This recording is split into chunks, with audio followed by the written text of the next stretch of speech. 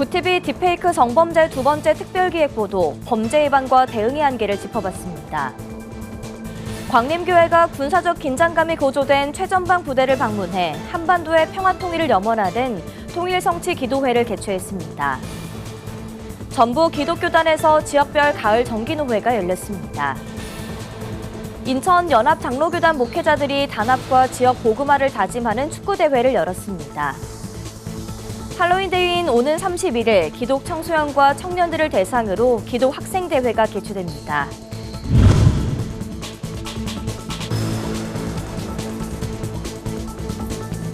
시청자 여러분 안녕하십니까? 구티비 뉴스입니다. 구티비 딥페이크 성범죄 두 번째 특별기획 보도입니다. 딥페이크 성범죄 사태가 불거지며 정부 여당은 뒤늦게 대처에 나섰습니다. 하지만 여전히 우려는 커지고 있는 상황, 범죄 예방과 대응의 한계를 짚어봤습니다. 장세인 기자가 보도합니다. 얼마 전 한 학교가 학부모에게 보낸 청소년 디지털 성범죄 금지라는 제목의 가정통신문입니다. 온라인상에 개인정보를 올리거나 전송하지 않도록 가정에서 자녀들을 지도해달라는 내용입니다.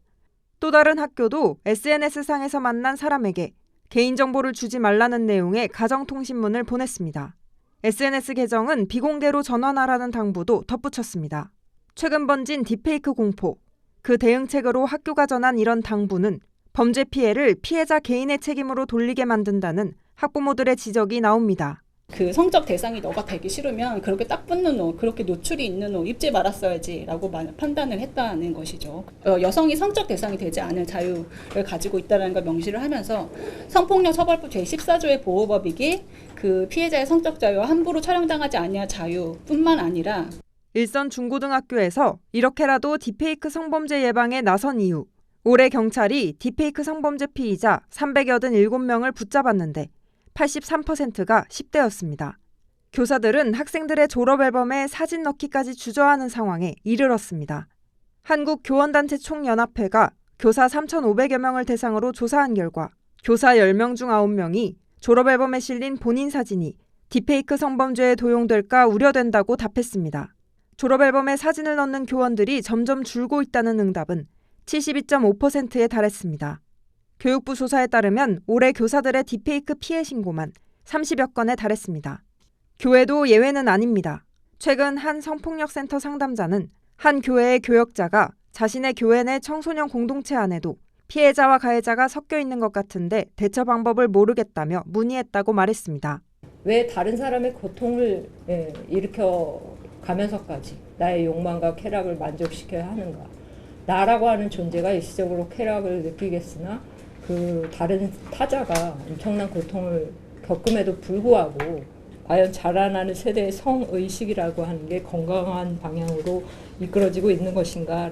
2019년 N번방 사건 이후 성착취물 제작유포 처벌법이 처음 시행됐지만 지난 4년간 딥페이크 성범죄로 처벌받은 판결문을 분석한 결과 기소된 87명 중 집행유예가 39%로 가장 많았습니다.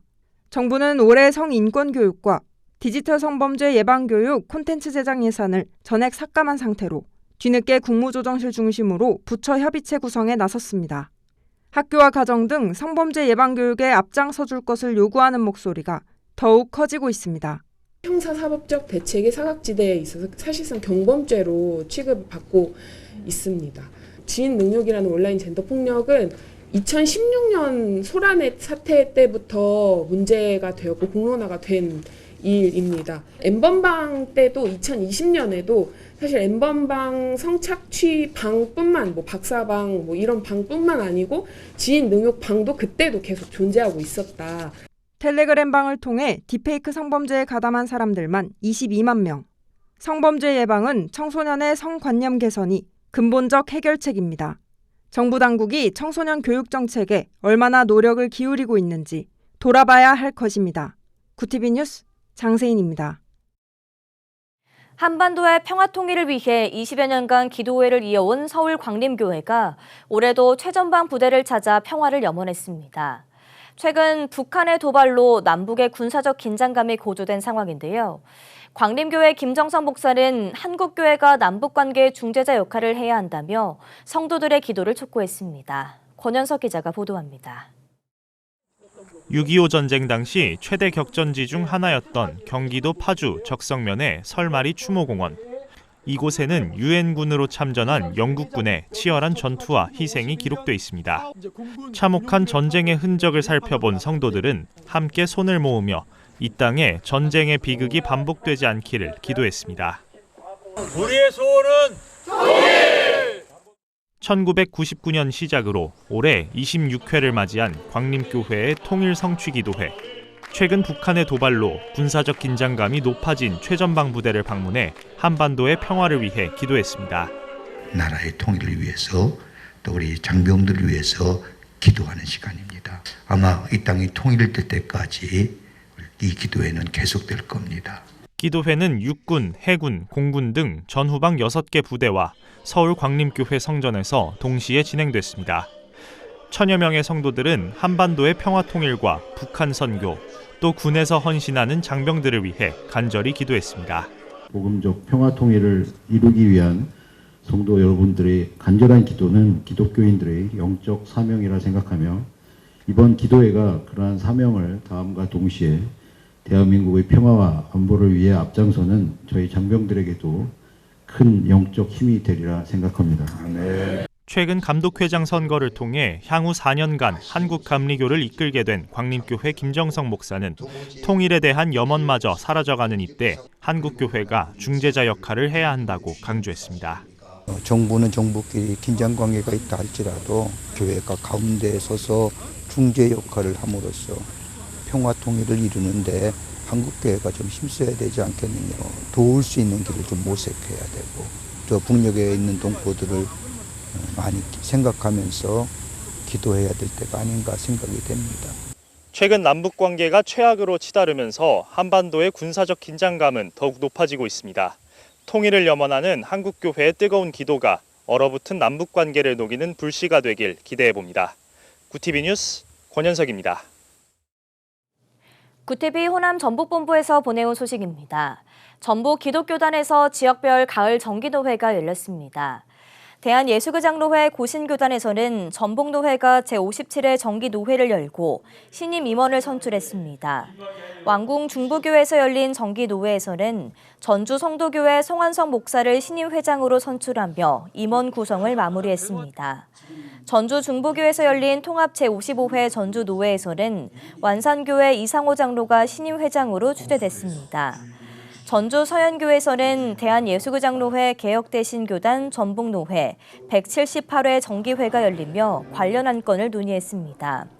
예장합동교단에서는 전주, 동전주, 전북 제1노회가 전주 영생교회, 임실수양관, 익산 새언약교회에서 정기노회를 열고 안건을 처리했습니다.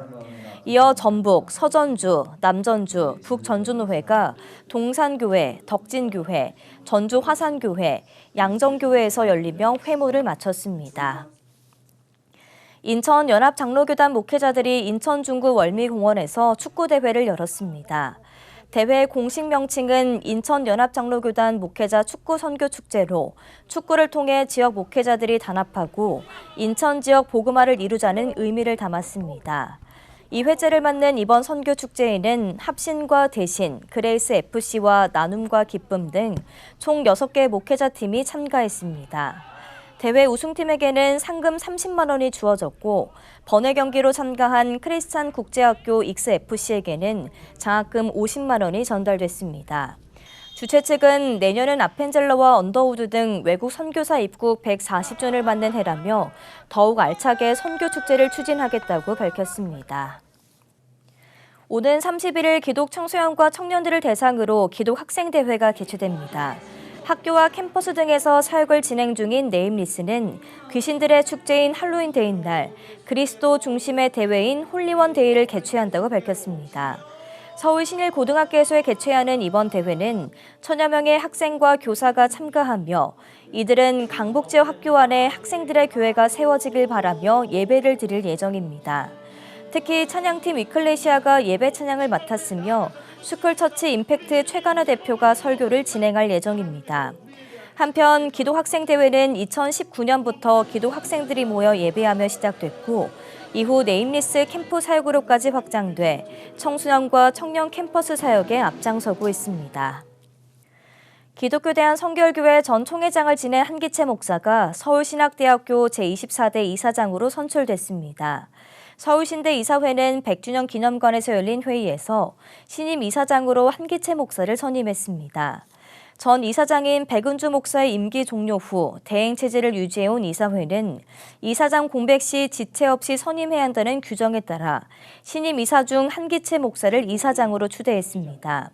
한기채 이사장의 임기는 2028년 9월 29일까지로 서울신대 교수 출신으로는 처음으로 교단 총회장을 역임한 데 이어 첫 서울신대 이사장으로 학교 발전을 이끌 중책을 맡게 됐습니다.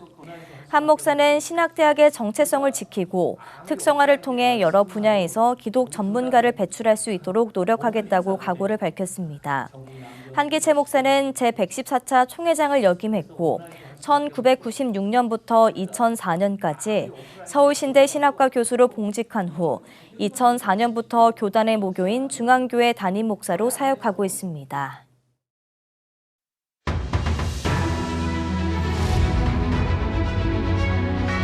오늘의 이슈 포커스입니다.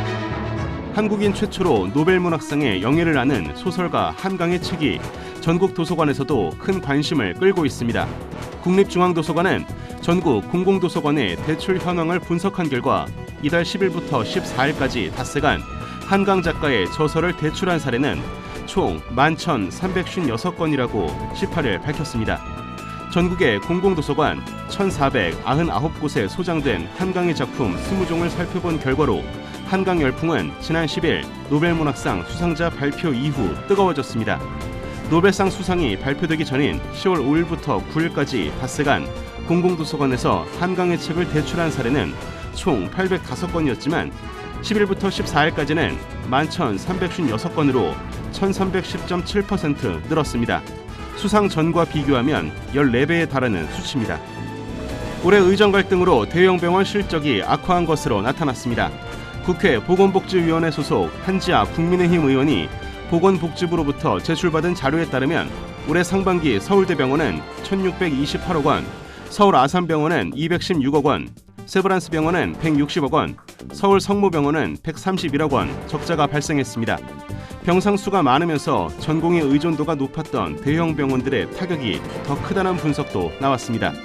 주요 사립대병원 24곳 중 20곳의 경영 실적이 전년보다 악화했습니다. 작년 상반기 평균 70억 원 순이익을 기록했지만 올 상반기엔 이익이 104억 원 줄어 평균 34억 원씩 순손실을 기록했습니다. 24곳 중 절반은 올해 적자로 전환됐습니다. 올해 경찰에 검거된 텔레그램 기반 딥페이크 성범죄 피의자 중 10대 비율이 80%에 달하는 것으로 나타나 심각성이 커지고 있습니다. 경찰청에 따르면 올해 1월부터 10월 14일까지 딥페이크 성범죄로 검거된 피의자 474명 중 10대가 381명으로 가장 많았습니다. 특히 10대 피의자 중 형사처벌을 면하는 촉법소년 비중은 18.6%로 10명 중 2명꼴이었습니다. 이 밖에 20대 75명, 30대 13명, 40대 2명, 50대 이상은 3명으로 나타났습니다. 전문가들은 디지털 범죄에서 10대 범죄율이 높아지는 만큼 촉법소년 기준을 강화해야 한다고 지적했습니다. 올해 유난히 긴 폭염으로 배추 가격이 고공행진하자 소비자 10명 중 4명가량이 작년보다 김장 규모를 줄이려는 것으로 조사됐습니다. 일부 소비자들은 배추 가격이 안정될 때까지 김장 시기를 늦출 전망입니다. 18일 한국농촌경제연구원의 2024년 김장 의향 조사에 따르면 김장 의향 감소 이유로는 김장 비용 부담이 42.1%로 가장 높았습니다. 이외에 가정 내 김치 소비량 감소, 또 시판 김치 구매 편리성 등의 순으로 나타났습니다. 4인 가족 기준 배추 김장 규모는 18.5포기로 작년보다 감소했습니다. 무는 8.4개로 전년 대비 소폭 줄었습니다. 구티비 뉴스 김태윤입니다.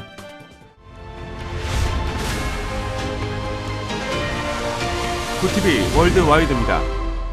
볼로디미르 젤렌스키 우크라이나 대통령이 현지 시간 17일 북한이 약 10,000명을 러시아에 파병하기 위해 준비 중이라는 정보가 있다고 밝혔습니다. 젤렌스키 대통령은 벨기에 브뤼셀 EU 정상회의 참석 후 가진 기자회견에서 정보당국에 따르면 지상군과 기술자 등 여러 종류의 인력을 모두 합해 북한이 러시아 편에 서서 우크라이나와 맞서 싸울 병력 총 10,000명가량을 준비하고 있다고 주장했습니다. 또 북한에서 병사 10,000명을 준비시키고 있다는 첩보가 있지만 아직 이 병력이 우크라이나나 러시아로 이미 이동한 것은 아니라고 덧붙였습니다.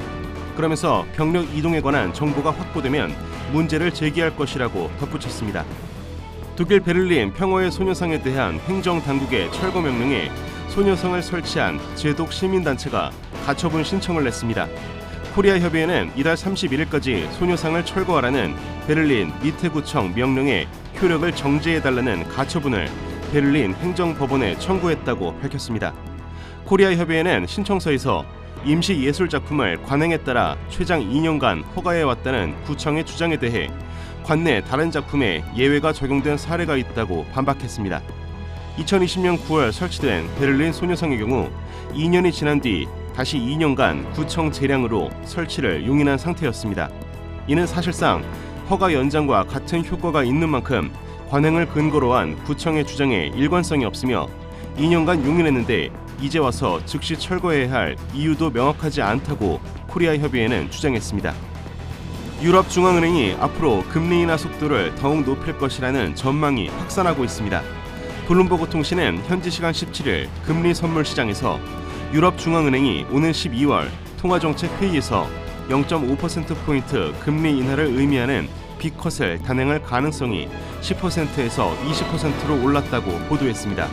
또 트레이더들은 내년 4월까지 유럽중앙은행이 통화정책 회의를 거쳐 금리를 0.25%포인트씩 인하할 것으로 전망하고 있다고 밝혔습니다. 경제학자 모하메드 엘 에리언 영국 케임브리지대 퀸스 컬리지 총장도 향후 유럽중앙은행이 미국 연방준비제도보다 큰 폭으로 금리 인하를 할 것으로 전망했습니다. 한편 유럽중앙은행은 17일 회의에서 지난달에 이어서 다시 한번 예금 금리를 0.25%포인트 인하하기로 결정한 바 있습니다.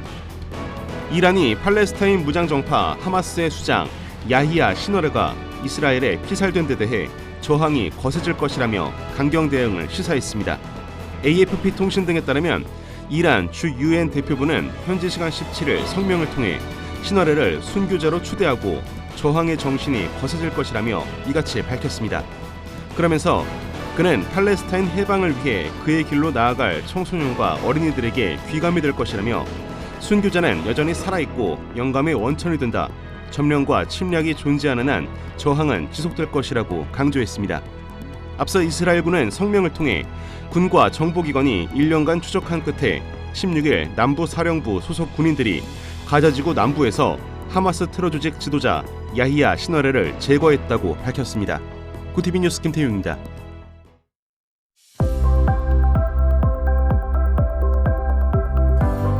내일도 강한 비바람이 예상됩니다. 토요일까지 동해안에 최대 120mm 이상, 부산과 영남 해안에 최대 100mm 이상, 중부지방에 60에서 80mm의 비가 예상됩니다. 이어서 전국 날씨입니다. 내일 한낮 최고 기온은 서울 21도, 강릉 15도가 예상됩니다. 남부지방은 광주 21도, 부산 25도, 대구 21도, 제주 23도를 보이겠습니다. 날씨였습니다. 북한이 러시아 편에 서서 우크라이나에 맞서 싸우기 위해 10,000명이 넘는 특수부대를 파병한다고 공식 발표했습니다. 우리 정부는 국제사회와 함께 모든 수단을 동원해 대응하겠다고 밝혔는데요. 전쟁으로 인해 무고하게 희생되는 군인과 시민들이 더 이상 늘어나지 않도록 간절한 기도가 필요한 시점입니다. 김재환, 김순자, 이신출 외 많은 성도님들께서 복음 스튜디오 주춧돌 쌓기 헌금에 동참해 주셨습니다. 참여해 주신 모든 분들께 다시 한번 감사드립니다.